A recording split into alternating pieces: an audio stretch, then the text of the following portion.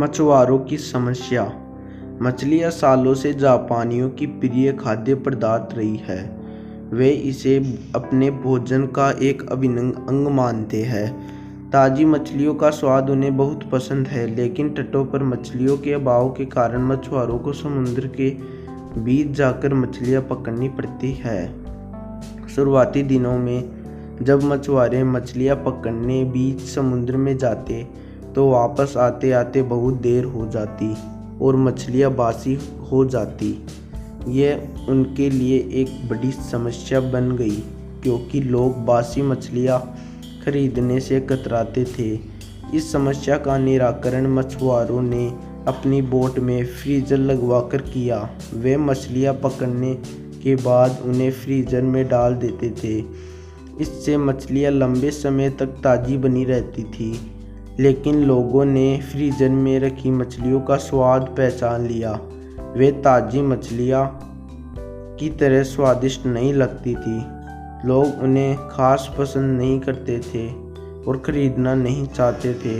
मछुआरों के मध्य इस समस्या का हल निकालने के लिए फिर से सोच विचार की प्रक्रिया प्रारंभ हुई।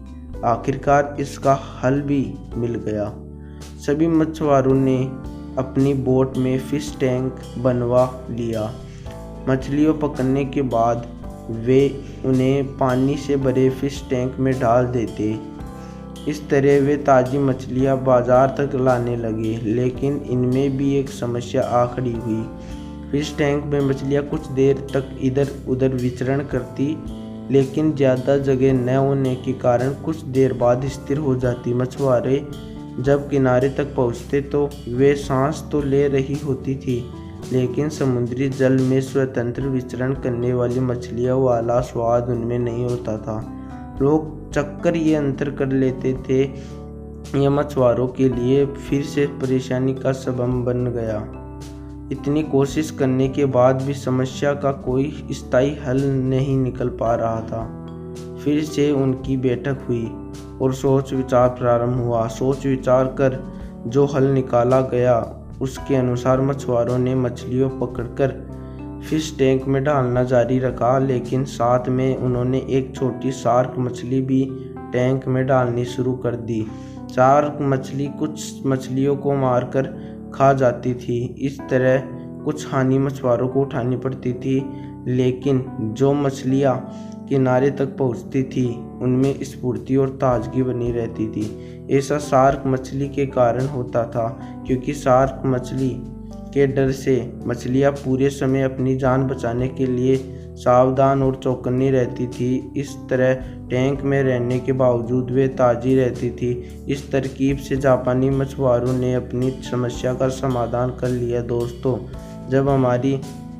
जब तक हमारी ज़िंदगी में शार्क रूपी चुनौतियाँ नहीं आती, हमारा जीवन टैंक में पड़ी मछलियों की तरह ही होता है। बेजान और नीरस हम सांस तो ले रहे होते हैं, लेकिन हमें जिंदादिली नहीं होती। हम बस एक ही रूटीन से बंद कर रह जाते हैं। धीरे धीरे हम इसके इतने आदी हो जाते हैं कि चुनौतियाँ आने पर बड़ी जल्दी उसके सामने दम तोड़ देते हैं या हार मान जाते हैं। धीरे धीरे चुनौतियाँ और मेहनत के डर से हम बड़े सपने देखना छोड़ देते हैं और हालातों पर से समझौता कर साधारण जीवन व्यतीत करने लगते हैं।